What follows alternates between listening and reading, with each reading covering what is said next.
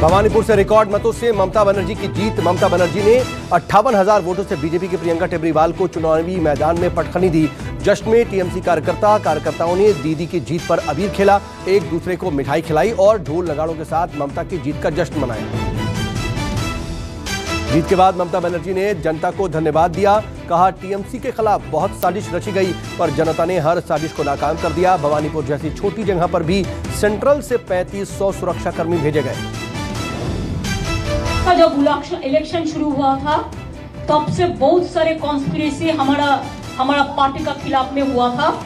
पूरा central government पूरा conspiracy करके हम लोग को हटाने का बंदोबस्त किया था, लेकिन हम लोग आभारी हूँ पब्लिक के ऊपर कि जनता ने हम लोग को जीत दिया था।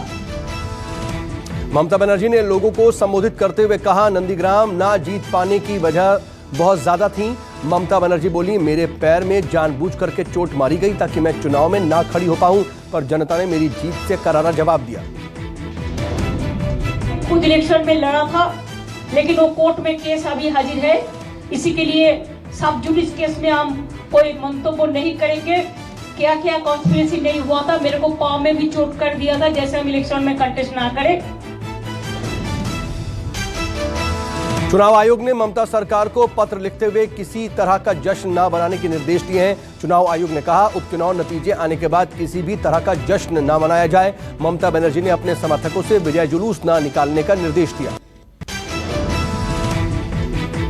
क्रूज की रेव पार्टी पर रेड मामले में एनसीबी का एक्शन जारी। मुंबई और आसपास के इलाकों में एनसीबी की छापेमारी जारी है।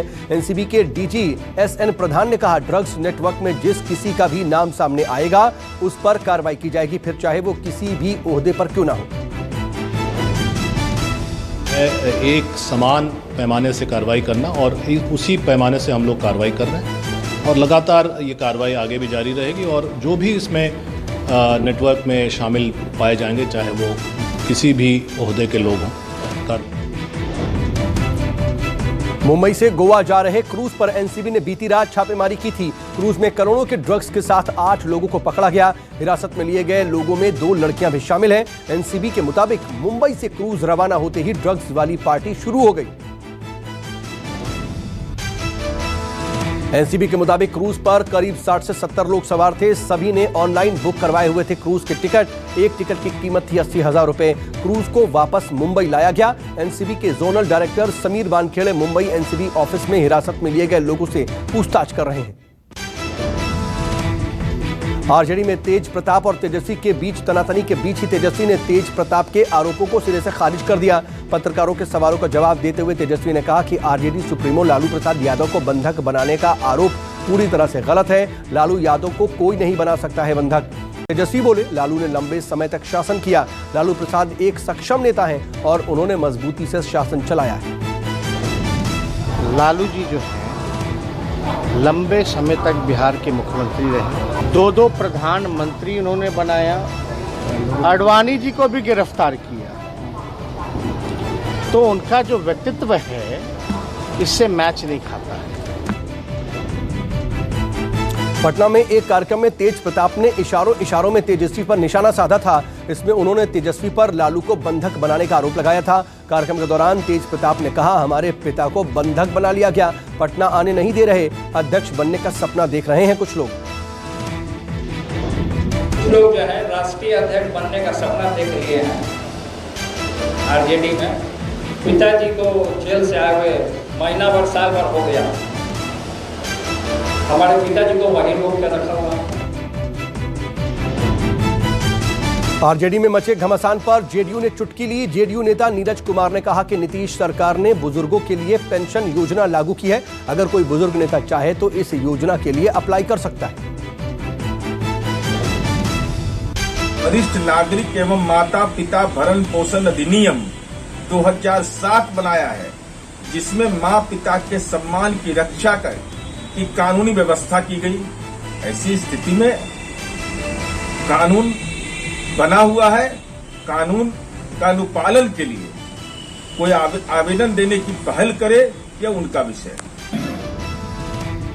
आज गांधीनगर महानगर पालिका के लिए वोटिंग जारी है और पीएम नरेंद्र मोदी की मां हीराबेन ने भी यहां पर मतदान में हिस्सा लिया। रायसेन इलाके में बने एक बूथ पर जाकर उन्होंने वोटिंग की। पीएम मोदी की मां को सुरक्षाकर्मी और परिवार के लोग सहारा देकर के मतदान केंद्र तक लाए और वहां पर हीराबेन ने अपने मताधिकार का प्रयोग किया। गांधीनगर महानगर पालिका के चुनाव में मतदान करने कांग्रेस नेता शंकर सिंह वाघेला भी पहुंचे। शंकर सिंह वाघेला बुलेट से सवार होकर के मतदान केंद्र पर पहुंचे थे और शक्ति सिंह मतदान केंद्र पर शंकर सिंह वाघेला ने अपना वोट डाला। यूपी के सिद्धार्थनगर के दौरे पर पहुंचे सीएम योगी। दौरे के दौरान सीएम योगी ने कई परियोजनाओं का लोकार्पण और शिलान्यास किया। सीएम योगी ने जिले को 583 करोड़ की सौगात दी। साथ ही कई योजनाओं को उनके लाभार्थियों को प्रमाण पत्र भी सौंपे।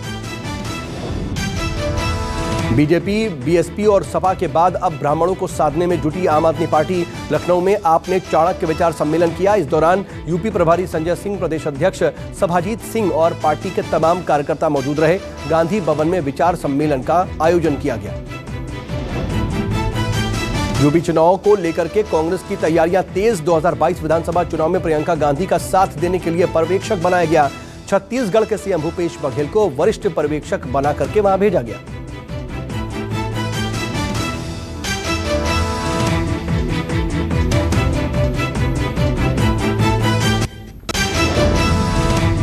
चीन को लेकर राहुल गांधी ने बिना नाम लिए मोदी सरकार को फिर घेरा।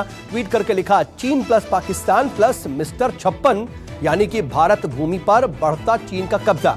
राहुल गांधी ने ट्वीट में उत्तराखंड का हैशटैग भी लगाया।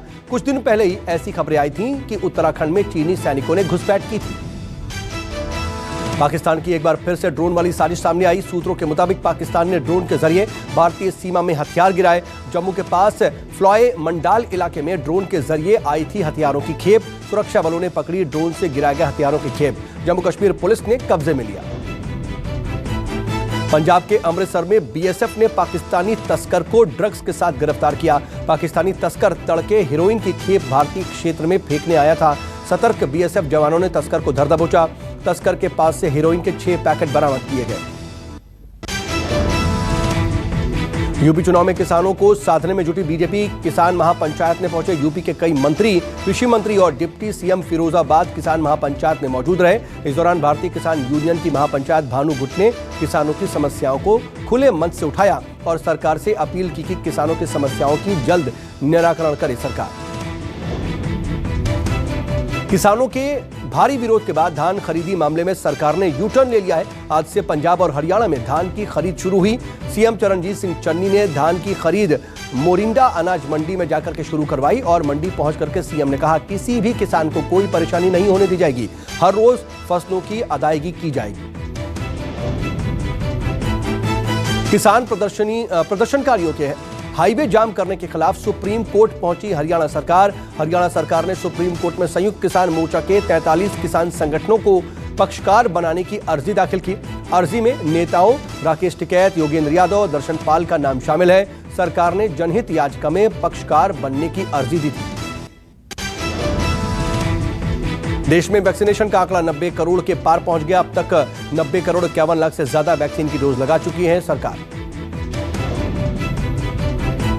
देश में पिछले 24 घंटे में 22,842 नए मामले सामने आए। एक दिन में 244 लोगों की मौत हुई और 25,930 लोग रिकवर भी हुए। जम्मू में मॉल और दफ्तरों में एंट्री के लिए गाइडलाइन जारी की गई है। मॉल, रेस्टोरेंट, सार्वजनिक परिवहन में एंट्री के लिए वैक्सीन की 1 डोज अनिवार्य होगी और दुकानों को भी रात 10 बजे खोलने की इजाजत होगी। यूपी के 31 जिलों में नहीं मिला कोविड का नया केस। आंकड़ों के मुताबिक अब तक 59% लोगों को लगा कोरोना का पहला टीका। उत्तराखंड के माउंट त्रिशूल जाने के दौरान हिमस्खलन में लापता 5 नौसेना के जवानों में से 4 के शव पाए गए हैं और एक और की तलाश जारी है। रक्षा मंत्री राजनाथ सिंह ने ट्वीट करके कहा, देश ने न केवल युवा बल्कि साहसी सैनिकों को खोया। बर्फ की चादर से ढकी अमरनाथ की पहाड़ियां। बाबा बर्फानी की गुफा पर ताजा बर्फबारी की बेहतरीन तस्वीरें सामने आई। अमरनाथ गुफा पर कई फीट बर्फ जमी। पहली बार भारत पाकिस्तान नियंत्रण रेखा पर भारतीय सेना ने बलनोई नाइट का आयोजन किया। कलाकारों ने अपनी संस्कृति प्रस्तुत की। श्रीनगर में जम्मू कश्मीर के उपराज्यपाल ने डल झील साफ करने में लोगों के सहयोग का उन्होंने आह्वान किया है और झील की सफाई और खरपतवार निकालने के लिए उन्होंने अभियान की शुरुआत की है। महात्मा गांधी की 152वीं जयंती के अवसर पर अडानी ग्रुप के अडानी विद्या मंदिर ने बड़ी पहल की है। इस मौके पर हर साल अडानी विद्या मंदिर एक विशेष आयोजन करता है। छात्रों ने सरदार वल्लभ भाई पटेल एयरपोर्ट पर फ्लैश मॉब का प्रदर्शन किया और सैल्यूटिंग द महात्मा की थीम पर छात्रों ने एयरपोर्ट पर प्रदर्शनी लगाई। साथ ही बापू के मूल्यों पर चलने का संकल्प भी लिया। आज एक बार फिर महंगे हुए पेट्रोल डीजल के दाम। दिल्ली में पेट्रोल के दाम 25 पैसे प्रति लीटर तक महंगा हुआ। डीजल के दाम में 30 पैसे का इजाफा देखने को मिला। दिल्ली में पेट्रोल के दाम 102 रुपए प्रति लीटर तक पहुंच चुके हैं, जबकि डीजल के दाम 90 रुपए तक पहुंच गए हैं। एयर इंडिया सीनियर सिटीजन्स के लिए लाया खास ऑफर। एयर इंडिया दिसंबर 2021 तक टिकट पर बड़ी छूट देने की तैयारी में है। फ्लाइट से यात्रा करने वाले यात्रियों को एयर कंपनी बेसिक फेयर में 50% की छूट देगी और इसके लिए यात्रियों को 3 दिन पहले टिकट बुक कराना होगा।